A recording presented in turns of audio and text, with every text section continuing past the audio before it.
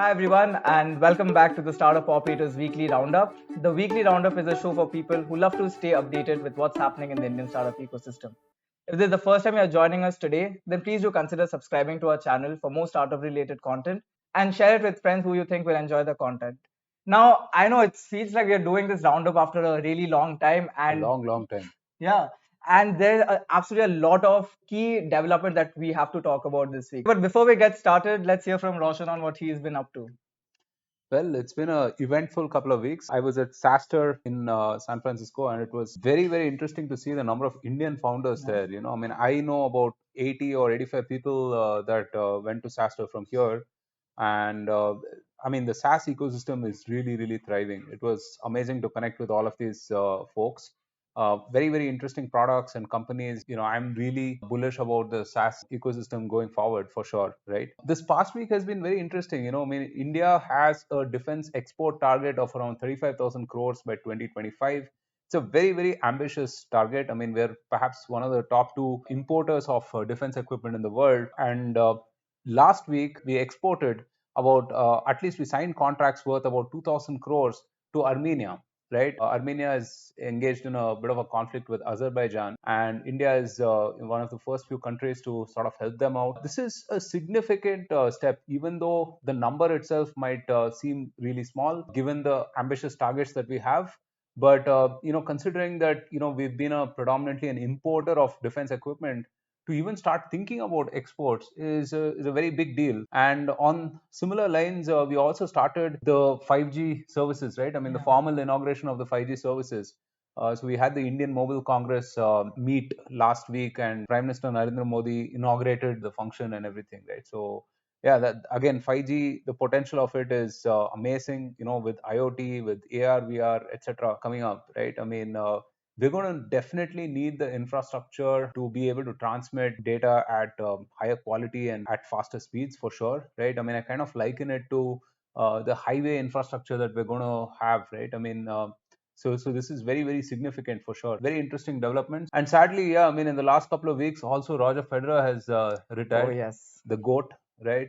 Perhaps among the top five sports people of the century, I suppose, right? Yeah, he was the reason why I started following tennis. I started following tennis because of Sampras, who was ahead of him, of course. But yeah, I mean, Federer to me is the GOAT. I mean, the way he is able to handle himself both on the court, off the court, and the whole, Federer Nadal bromance as well, right? I mean, You saw the farewell, like I think after the final match, when both of them are like weeping in front of the yeah. camera. I mean, that's, I think, the true testament to Yeah. how good you are, right? When your opponent, who's played against you for about a decade or so, is weeping on the court while leaving. I mean, that's fantastic. Yeah. Well, but even closer to home, I don't know if you know that Bhaichung Bhutia is now the world's third highest goal scorer in the country. Like first, I think is Ronaldo, followed by Messi, and third is Bhaichung Bhutia. Wow. Yeah, Baichung Bhutia has been playing for, I think, what, 20 plus years, man. I mean, 20, 25 years maybe. Yep. He's probably in his 40s right now. Because I've been hearing Bhutia's name since when I was in school. I mean, pretty much Yeah. before you were born.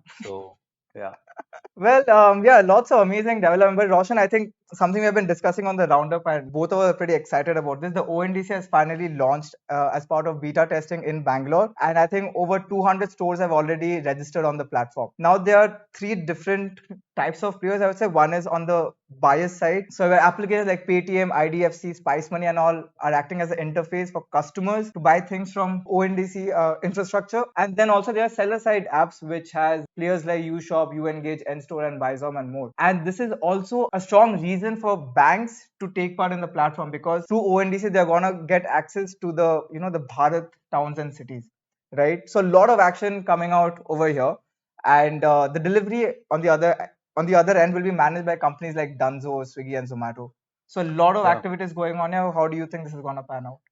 See, ONDC is a milestone moment in Indian commerce. We've discussed the potential of ONDC plenty of times on the podcast, right? I even had Mr. Koshi, who is the CEO of ONDC, on Bharat Vartha, which is the other podcast that I do. And really, to see it in action is amazing.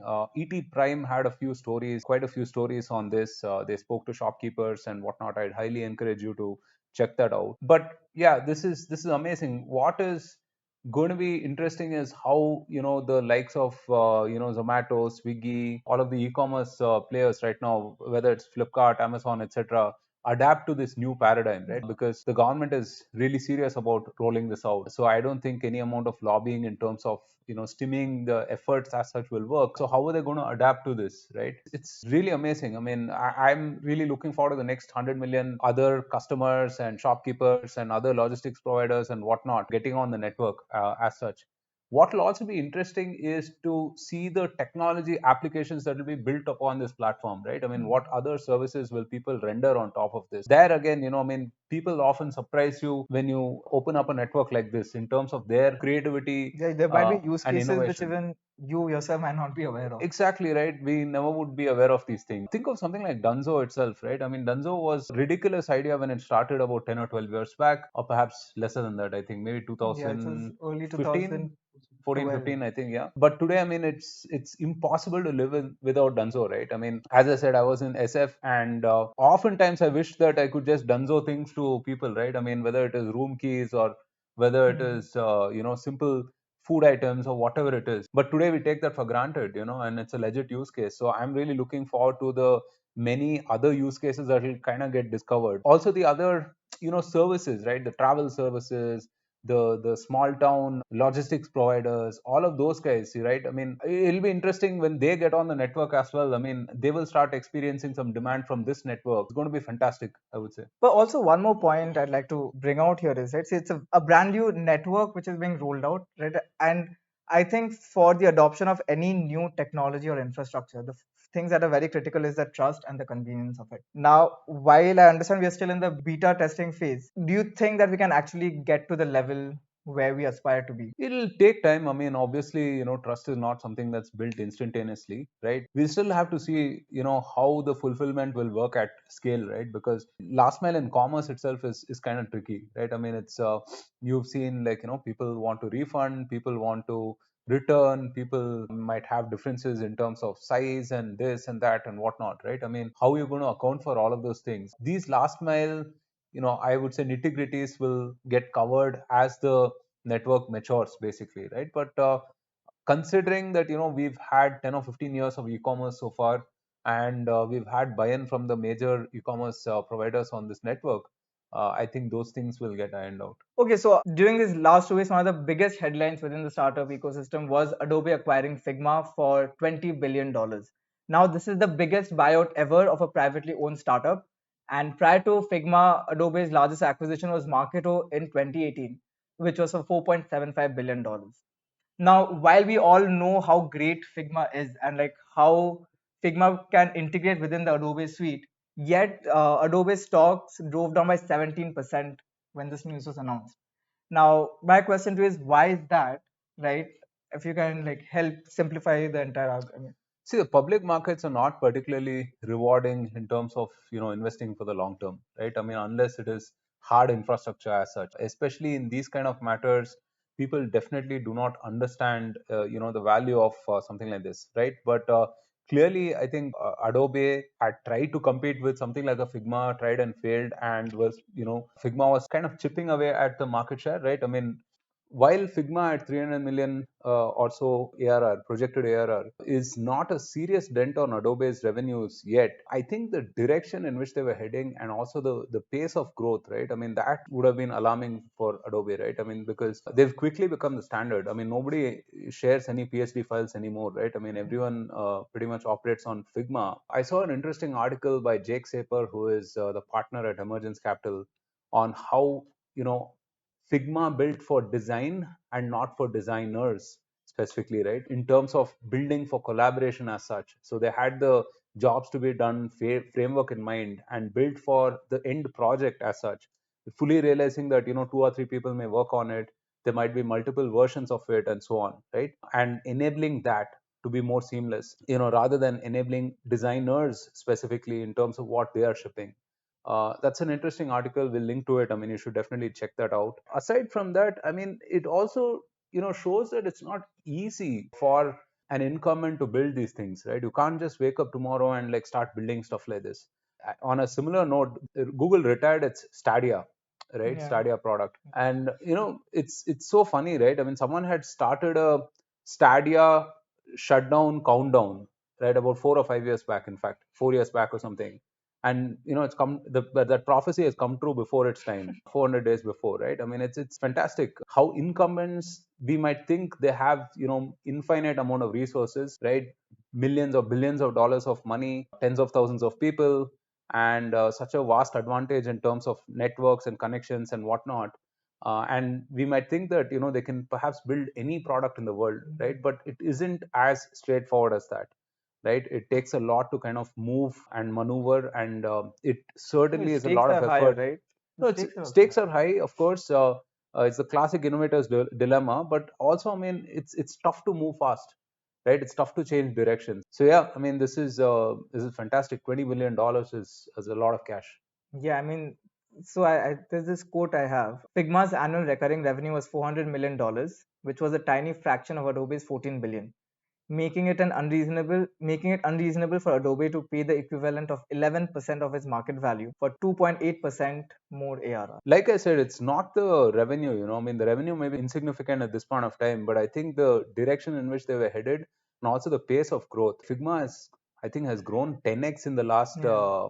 what is it, 2 years or something like that, which is phenomenal. I mean, it's the classic exponential curve, right? I mean, if they continue on this path, I mean, they'll soon catch up with Adobe. But also, one thing to Figma, I mean, I have to give is the entire timing of it. I think Figma was founded around 2013, 2014. And that was also when the whole HTML5 standard was released, making possible for products like Figma to actually come out, Yeah. right? No, So, and I think if you go back to the early days of Figma, right? I mean, there were quite a lot of iterations. This is not the first iteration of the mhm. product. There was an interesting thread or article, I'm not very sure, on the early days in terms of them just being very directionless in the beginning, trying to figure which way to go, and then, hey, 7 or 8 years later, I mean, acquired for $20 billion amount, right? I mean, it's very interesting how these things work. All right, so I think this piece of news will be really interesting for folks who order regularly from platforms like Swiggy and Zomato. Zomato is taking a tough stance on cloud kitchens after a recent viral Substack post exposed a dingy cloud kitchen in Bangalore that was operating more than 200 different brands. Wow. The food brands had little to no differentiation on its menus and raised several questions over food safety and hygiene standards. And as a result of that, Zomato has now released a statement saying that they'll be manually checking any physical location that runs more than 10 brands out of a single unit. Additionally, most of these brands have poor reviews and ratings on the food aggregators platforms. And interestingly, there was this graph that I came across, which has on the x axis the number of brands that operate in a kitchen, and the y axis the customer satisfaction scores.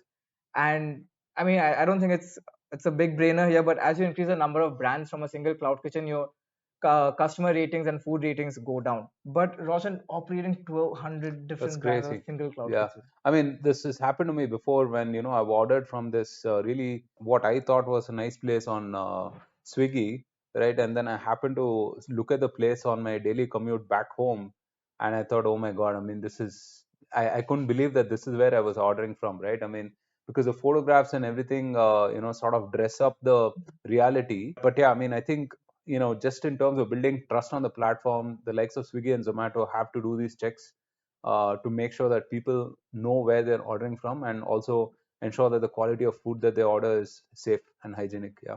Yeah, I think as a result of this, they're also in talks with the National Restaurant Association of India and its partners to arrive at the right approach on how more, cloud kitchens like this can be prevented from operating in this fashion. Okay, moving on to our next piece of news. India's logistics sector is undergoing massive transformation, and Prime Minister Narendra Modi has unveiled the National Logistics Policy. And while announcing the new policy, he said that this is a very important step towards the making of a developed India, and added that the policy has come with a new energy for every sector. It's a very bold statement to make, but what do you make of it?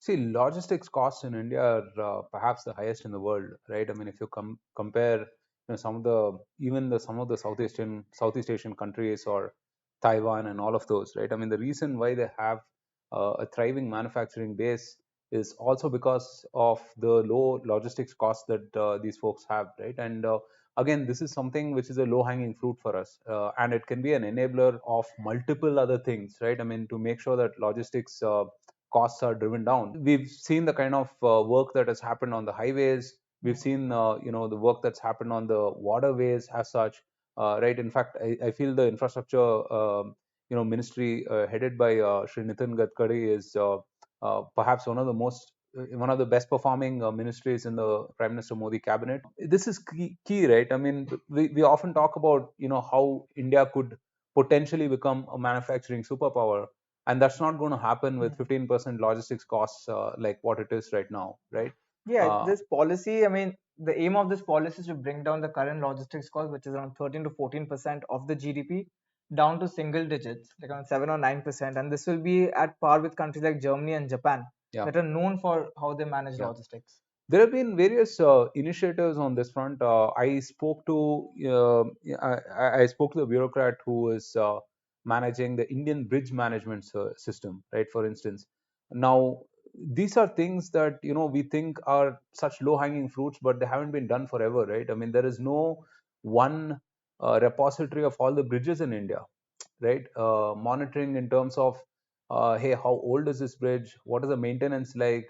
What is the capacity, load, and things like that, and not just from an accident perspective, but even from a perspective of optimizing it, right? I mean, there's nothing much on that front. Right. So the Indian bridge management system, for instance, is a single repository, a platform for all of these bridges, right? And has all of this data connected with sensors and whatnot that can really help us do plenty of things on that, right? In terms of infrastructure and whatnot. So yeah, I mean, I think in terms of infrastructure, logistics, there are a lot of 101 things that still have to be done from our perspective. And yeah, I really like that, I mean, the focus is there at this point. And also with this national logistics policy, one of the key areas is about digitizing the entire ministry, right? And currently, India's logistics sector has over 20 government agencies, 40 partner government agencies, 37 export promotion councils, 500 certifications, and more than 10,000 commodities. And by this in itself is a market of $160 billion. Wow, crazy. So while that's happening on the government side, cryptocurrency, the state of crypto in India, I mean, has been in the red for a while. And adding on to that, the ED has recently revealed that WazirX's utility token WRX and an Ethereum token Tether, which is USDT, has been frozen with respect to an investigation being conducted against Amir Khan and others relating to a mobile gaming application called eNugget. The recent failure of UST, which is Terra USD, and its sister currency Luna, has jolted the Indian and global crypto markets.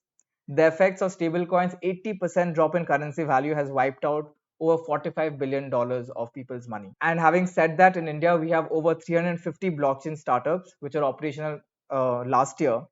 And with such a state of affairs within the crypto sphere, how do you think this is gonna pan out? There's no mincing words, right? At this point, I think it's a bit of a low point in terms of crypto, right? And it's also because I think the hype was just unreasonable, right? Crypto was going to solve everything, right from social, injustice to inequality to economy to. Okay, I think over there, like crypto would be separate from blockchain. Well, people didn't view it that way, right? I mean, the crypto maximalists were, proponents of crypto for everything, right? Literally everything. There's that meme, right? I mean, what is that? It's like a mob uh, mentality. Web3 will solve it or something of that sort. Now, I feel like the standards, the protocols, the technology and the innovation is very, very important. That's what I've been saying from forever, right? I think it's a invention of wheel kind of a milestone, right? Crypto and blockchain as such. But I think some of these currencies, some of these assets as such, we've seen how they've performed, right? I mean, when there was enough money in the market, all of these prices went up, right? And now when there's a bit of a tightening of the money, obviously all of them have fallen unreasonably, right? Yeah. Even more than some of the other assets as such. Some of these folks used to rail on gold as such, right? Now, while gold hasn't really taken off, much to my disappointment, right? But it has held steady, right? So I think this is useful introspection for all of the crypto folks to figure, what are some of the real and practical use cases that crypto can be applied to, right? Nobody is saying that it's not a phenomenal innovation. It is truly, but then I think we have to be measured in terms of what we promise and what it's capable of. But how do you think the current scenario would play out from the lens of a VC, right? As I mentioned, there are over 350 startups working on blockchain and I crypto am in the country. only, I don't know whether to laugh or feel sorry for, some of these VCs who got coins instead of equity on some of I these remember the investments. Polygon fundraise. Exactly. Right. I mean, so I don't know what to say about that. Right. I mean, so I think they must be really kicking themselves right now. All right, let's move on to some more positive news, so to say. Audio streaming and podcast platform Kuku FM has raised $21.8 million in its Series B1 round, and this was led by Nandan Nilekani's venture fund, Fundamentum Partnership, and Paramark Ventures. This also marks Fundamentum's maiden investment from its recently launched second round, which has a corpus of $227 million. Yulu has raised $82 million in a Series B funding round, led by mobility technology company Magna International. DotPay, which is an offline payment service provider and commerce platform, has raised a funding round of $55 million, and this was led by Temasek. And digital banking infrastructure provider Signzy has raised a 210 crore rupees, or roughly $26 million, from Gaja Capital, Vertex Ventures, and Arkham Ventures. Roshan, anything you'd like to add to this? Yeah, Gaja Capital seems to be going hard on SaaS, right? They've earlier invested, I think, 100 million plus in Lead Squad, now Signzy. So it's also interesting to see Kuku raise a round as well, right? I mean, their monetization journey has been pretty interesting. They have a million plus paying subscribers now, Yeah. and who'd have thought? I mean, people always say, India is the DAO market and not the ARPU market. Well, that is soon changing with the monetization experiments of Kuku and some of the others as well. So yeah, interesting to see that for sure. Yeah, I think what will be more interesting is that this week's Talk of Town, there was an article published in Money Control, which was an interview with Abhay Hanjura, who is the co-founder of Licious, and he talks about vegetarian capitalists in the startup world, referring to VCs.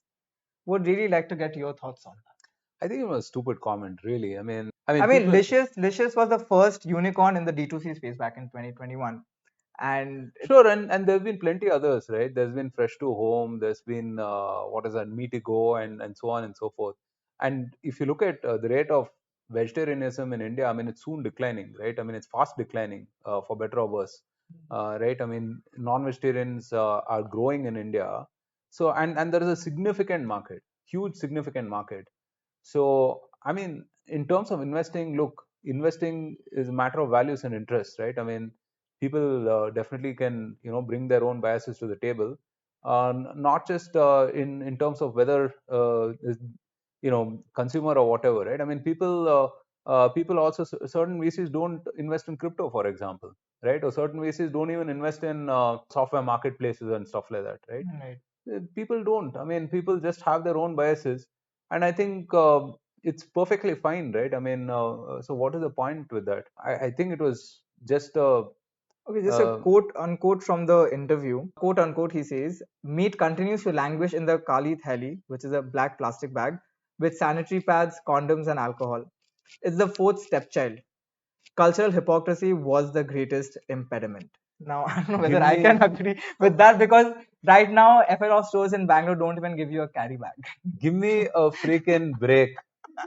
Give me a freaking break. I mean, dude, there are more non-vegetarian restaurants out there than vegetarian restaurants, right? I mean, come on, like this is just like some clickbaity PR shit, right? Which is fine, I suppose. Hey, I mean, more power to them. Let them find innovative ways to stay in the news and everything. But they don't really have to do that, I mean, Licious is a nice company. I mean, I certainly am Yeah. a loyal customer. I've been ordering from for 3 or 4 years now.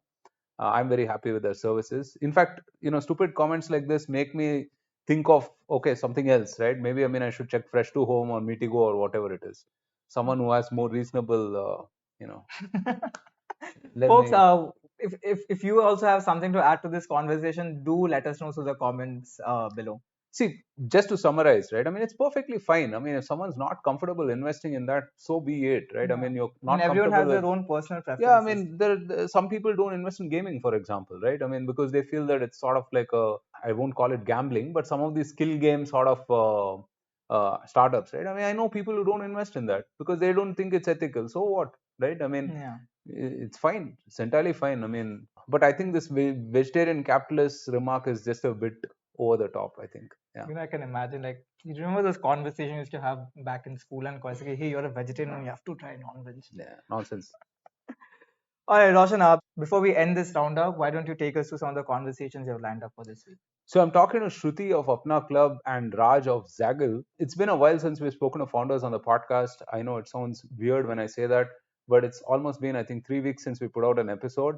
I'm really looking forward to these conversations. We're trying to change things up slightly, maybe, focus a little more on content rather than, guests as such. And it's a work in progress, right? So we'll keep you guys updated in terms of the new direction that we take.